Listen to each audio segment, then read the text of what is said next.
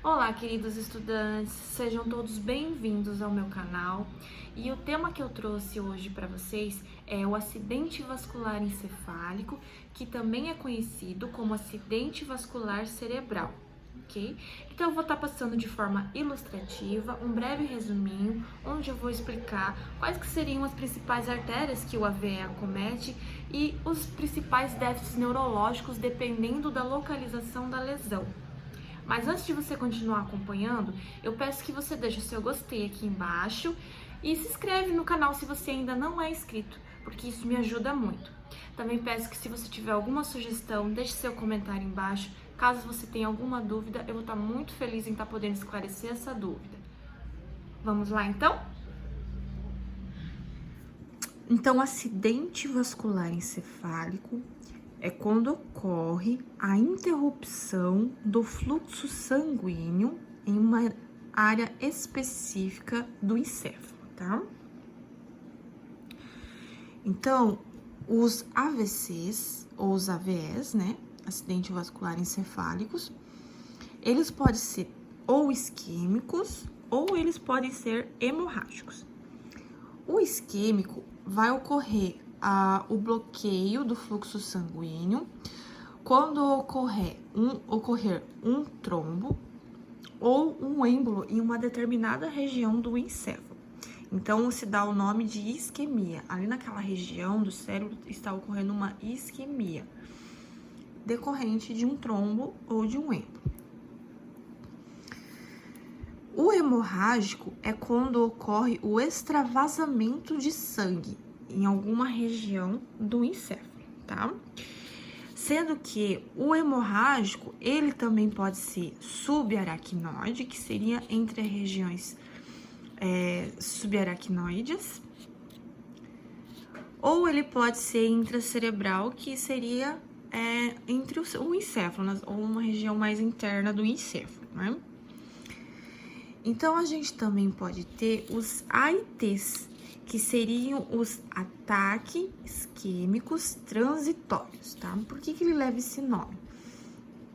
Um ataque isquêmico seria um acidente vascular no qual os sinais e sintomas desaparecem em menos de 24 horas.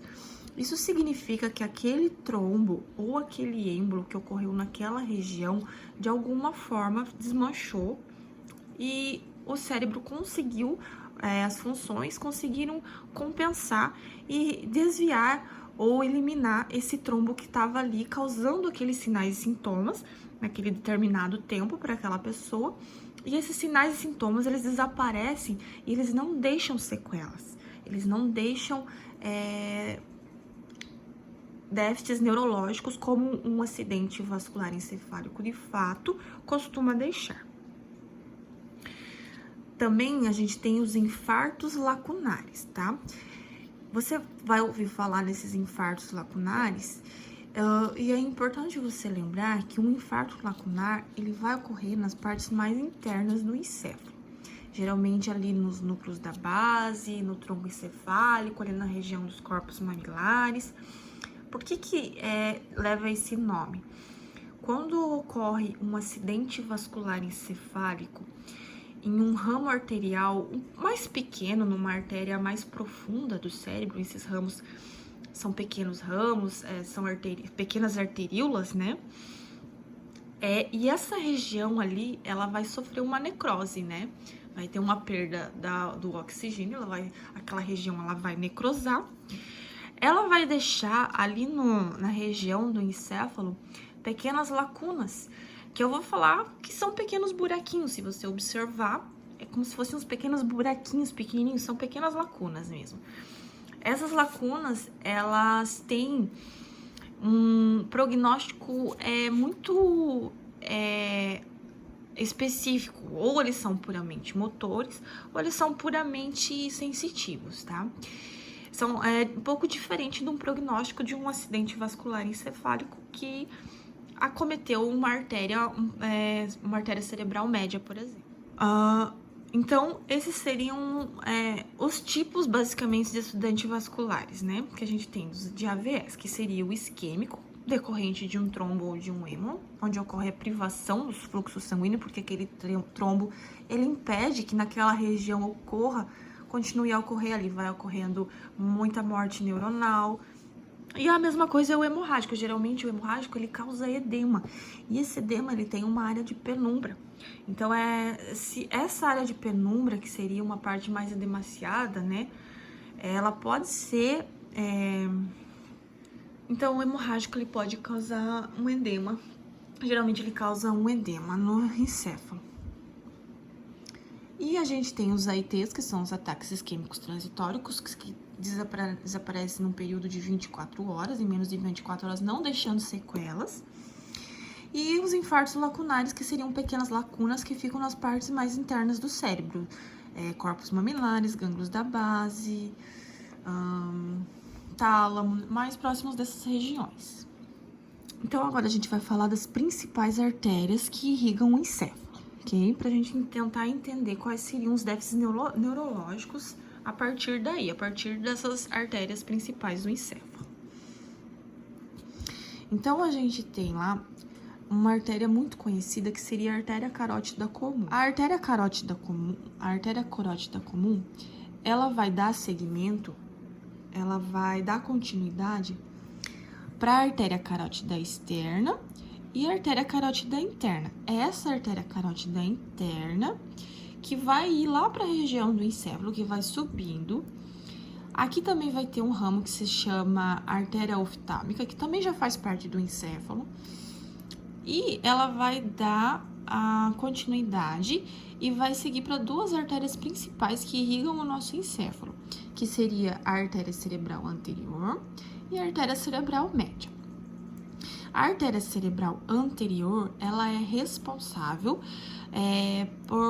pelo fluxo sanguíneo do lobo frontal, mas as ramificações dela também pegam o lobo parietal. Então, o importante é entender que essas artérias, a principal porção dela irriga determinada região. Por exemplo, a artéria cerebral anterior, ela está mais na região frontal do nosso cérebro. Só que ela tem ramificações, e essas ramificações também pegam outras regiões do encéfalo, como o lobo parietal. Além do que, as artérias, elas se ramificam adentro do nosso cérebro e também pegam núcleos da base.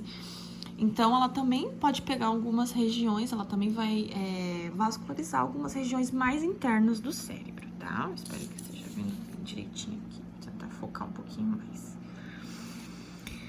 Então, seguindo da artéria carótida interna, a gente também tem a artéria cerebral média, tá?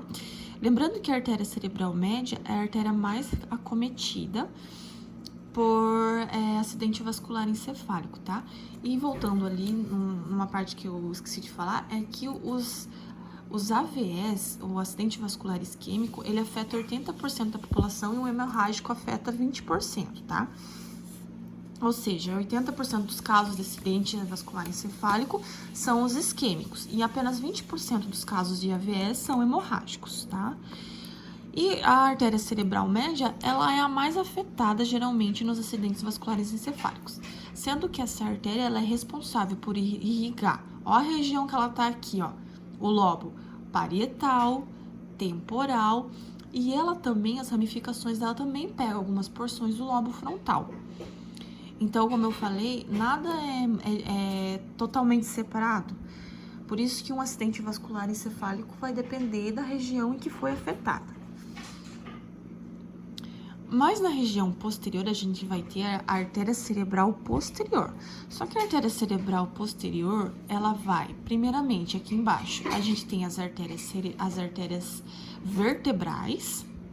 Essas artérias vertebrais, que seriam essa aqui, elas vão se dividir e vão formar a artéria basilar, que é uma artéria muito importante. Ela passa pelo tronco encefálico, passa pelo cerebelo e ela vai dar continuação para a artéria posterior, que vai irrigar o lobo occipital, parietal e a parte ali do sulco calcarino e tal, lembra lá da função visual e tal, né? Mas isso fica mais pra frente, ok? Essas artérias, elas estão em comunicação. Lembrando que elas têm várias ramificações e entre elas aqui tem uma artéria que se chama artéria comunicante, tá? Porque comunica a artéria cerebral posterior, porque ela vem de outras artérias mais posteriores, né? Que seria a artéria vertebral e a basilar. Aqui a gente também tem uma parte que se chama artéria vértebro-basilar. E as artérias anteriores, que seria a artéria anterior, a artéria cerebral média, ela vem da artéria carótida comum, que dá origem para a artéria carótida externa e a artéria carótida interna. E é a artéria carótida interna que vai seguir para a região do encéfalo. Então, essas aqui seriam as principais artérias que irrigam o nosso encéfalo e geralmente são elas que são acometidas por um AVE. Agora que a gente aprender um pouquinho sobre as principais artérias do encéfalo, a gente vai tentar entender os principais déficits neurológicos quando um AVE afeta alguma dessas artérias. Então, quando ocorre uma oclusão da artéria cerebral anterior, você tem que lembrar que ela está vascularizando a região do lobo frontal. Então, geralmente, essa pessoa ela vai ter uma alteração da personalidade dela, porque essa região é responsável por isso. Além do que, geralmente, o que um AVE causa? Quem aí tá na profissão sabe que um AVE geralmente causa uma hemiplegia contralateral, seguida também de uma perda sensorial também contralateral. A artéria cerebral média, ela vai afetar mais os membros inferiores do que os membros superiores e a região da face. Então, geralmente, quem tem uma AVE na artéria cerebral anterior vai ter uma perda maior da função nos membros inferiores. No caso, se foi acometida a artéria cerebral anterior direita, a perda vai ser no membro inferior esquerdo, porque é contralateral. Quando a gente tem uma obstrução do fluxo sanguíneo da artéria cerebral média, a gente também pode ter uma perda da função, porque a artéria cerebral média, esses ramos pequenininhos aqui que eu tentei desenhar, eles também pegam uma porção do lobo frontal. Então, não é nada muito específico. Ele pode afetar uma artéria cerebral média e ainda assim acometer alguma função que seria lá do lobo frontal. Então, vai depender da ramificação em que foi afetada. Mas, geralmente, o que vai acontecer numa artéria cerebral média? É a mesma coisa, é uma hemiplegia contralateral, uma perda sensorial. Só que o que acontece? Quando na artéria cerebral média, você pode ter, vai depender da região em que foi afetada. Se for do lado direito, geralmente a pessoa vai ter uma heminegligência, porque quando afeta o lado direito, a pessoa, ela não reconhece mais o seu lado esquerdo. É como se ela não reconhecesse o seu lado esquerdo. Então, dependendo da região em que foi, do tamanho dessa lesão, a pessoa ela vai ter uma perda da sua noção de espaço, porque a parte direita da artéria que a artéria cerebral média irriga essa parte direita do cérebro, é responsável pela localização ali do espaço, tá? Se foi afetado o lado esquerdo, a artéria cerebral média do lado esquerdo, o que a pessoa vai ter? Ela vai ter as determinadas afasias, que seria a afasia de Broca, a afasia de Wernicke. A afasia de Wernicke é quando a pessoa não compreende a linguagem, né? Ou uma afasia global, que seria uma combinação das duas, a pessoa não compreende e também não consegue se expressar, né? Então, essas que são as diferenças. Então, quando você observa um paciente com essas disfunções específicas, você pode deduzir, foi a artéria cerebral média que foi afetada, ele tem uma afasia, ou seja, provavelmente foi a artéria cerebral esquerda que foi afetada. Então, você começa a mapear a região que foi afetado, né? Agora eu vou falar um pouquinho da artéria cerebral posterior, tá? A artéria cerebral posterior, eu vou começar aqui de baixo, porque eu achei importante falar dessas artérias aqui. Embora essa região aqui, ela seja a artéria cerebral posterior, tanto como a artéria basilar, as artérias ali que irrigam o tronco cefálico, é pouco comum que ocorra um acidente vascular encefálico nessas regiões, mas eles acontecem, tá? Pessoas que passam por esse tipo de acidente vascular encefálico em alguma dessas artérias aqui, ó, que eu vou falar, elas têm déficits neurológicos bem graves. Daqui a pouquinho você vai entender por quê. Então, a gente tem aqui a artéria cerebral vertebral, né? Ela vem aqui dessa região, as artérias cerebrais vertebrais, no caso. Aqui nessa região, a gente tem a artéria vértebro-basilar. Aqui a gente tem a artéria basilar e segue para a artéria cerebral posterior. A artéria vértebro-basilar e a artéria basilar, elas vão passar por qual região? Pela região do tronco encefálico. Lá na região do tronco encefálico, a gente tem áreas que elas são determinadas por funções vitais. Então, quando uma pessoa tem uma oclusão completa, digamos, nessa artéria aqui, ó, vou fazer até um xizinho aqui, ó, teve uma oclusão completa, ela vai ter um óbito, porque essa artéria, ela irrigaria as porções vitais, então ela vai afetar a respiração, ela não vai mais ter como... não vai ser apenas um acidente vascular encefálico, ela vai chegar a óbito. Se for parcial, ela vai ter muitos déficits neurológicos, ela vai ter um comprometimento no trato, na porção orofaríngea, ela vai ter muitos comprometimentos. Uma pessoa que passa por um acidente desse tipo, geralmente fica muito tempo em coma. Ela pode ter a síndrome do cativeiro, geralmente na artéria vértebro-basilar. As pessoas que passam por um acidente vascular nessa região, elas têm a chamada síndrome do cativeiro, que é onde a pessoa, ela não consegue...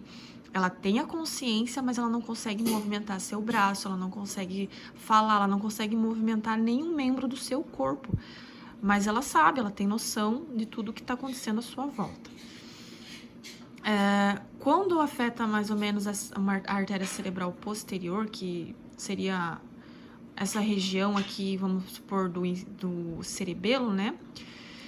Geralmente a pessoa vai ter uma ataxia, mas essas pessoas que passam por uma perda parcial aqui, uma perda do fluxo sanguíneo, né? Um AVE nessas artérias aqui, elas vão ter uma tetraplegia, que é na maioria das vezes, algo mais grave, que seria a perda da mobilidade dos 4 membros, uma tetraplegia, no caso, uma hemiparesia dos 4 membros.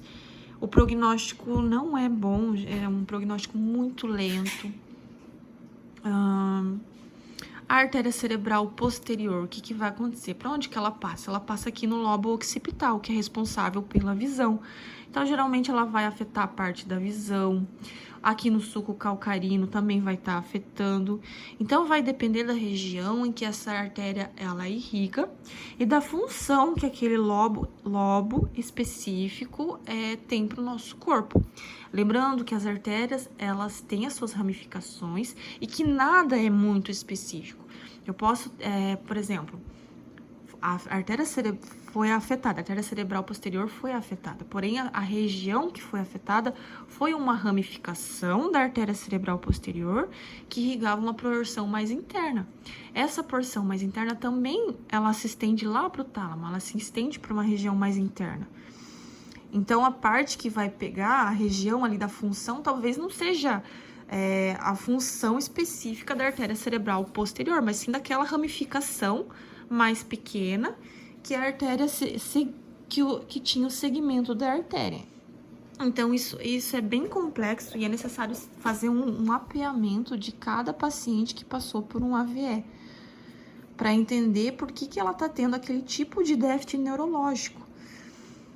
Okay. Então, esse aí foi o vídeo. Espero que vocês tenham gostado e espero que eu possa ter ajudado a esclarecer um pouquinho mais sobre essa patologia.